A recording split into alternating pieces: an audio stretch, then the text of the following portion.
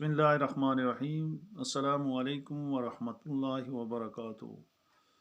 پیارے بھائیو، امید کرتا ہوں آپ سب خیریت سے ہوں گے۔ میرا آج کا جو ٹوٹکا ہے وہ اکثر لوگوں کے پخانے میں خون آ جاتا ہے۔ ظاہری تو یہ علامات ایسی ہیں کہ جب کسی کو بواسیر ہوتی ہے تو اس کے پخانے میں یہ خون آتا ہے، لیکن جس کو بواسیر نہیں ہے تو اس کا پخانے سے خون آنا تو یہ علامت ہے کہ آپ کے جگر سے خون آپ کے پخانے میں آتا ہے۔ تو اس کے لیے یہ گھریلو ٹوٹکا ہے۔ کرنا یہ ہے کہ آپ نے بازار سے اچھی قسم کی انجیر لے کر آنی ہے۔ 1 پاؤ لے آئیں، انجیر لے آئیں۔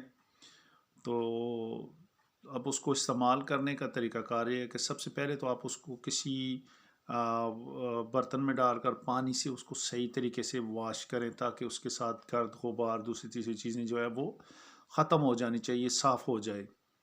اس میں بھی یہ ہے کہ ہلکا سا نیم گرم پانی ہونا تو اس سے بڑی آسانی سے وہ صاف ہو جاتی ہیں۔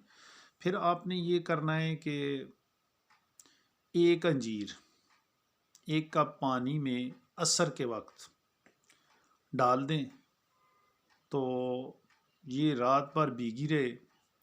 صبح جب آپ اٹھ کر خالی پیٹ آپ اس کو انجیر کو کھا لیں۔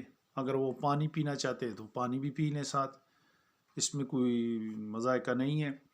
انشاءاللہ یہ آپ اس طرح تقریباً 15-20 دن استعمال کریں تو آپ کی جو بلیڈنگ، جو آپ کا خون پخانے کے راستے سے آتا ہے، وہ اللہ کے فضل کرم سے ختم ہو جائے گا۔ میں پھر بتا رہا ہوں کہ بواسیر والے حضرات، خیر ان کے لیے بھی اچھی چیز ہے، اگر کھائیں تو وہ اس میں کوئی اس میں مسئلہ نہیں ہے، استعمال کر سکتے ہیں۔ لیکن ان حضرات کے لیے یہ ٹوٹکا ہے جن کو بواسیر نہیں ہے، تو اس کے لیے تو ویسے اگر اس کو آپ استعمال کریں تو 2-4-5 دانے تک ڈیلی کے حساب سے رات کو بھگو دیں اور صبح اس کو کھا لیں۔ بہت ہی اس کے فائدے ہیں۔ یعنی یہ جو انجیر ہے، اللہ رب العالمین نے اس کی بھی قسمیں کھائی ہیں۔ یہ بہت ہی انسانوں کو فائدہ دینے والا پھل ہے۔ تو بس اس کو آپ استعمال کریں 15 دن کے لیے، تو انشاءاللہ اللہ پاک نے چاہا تو آپ کی جو پیٹ سے یہ جو بلیڈنگ یا خون آتا ہے وہ ختم ہو جائے گا۔ تو یہ میرا چینل ہے فری ٹوٹکا ٹرائیر کے نام سے، سبسکرائب کریں، لائکس کریں۔ جب آپ کو فائدہ پہنچے تو آپ آگے اس کو شیئر بھی کر دیں صدقہ جاریہ سمجھ کر۔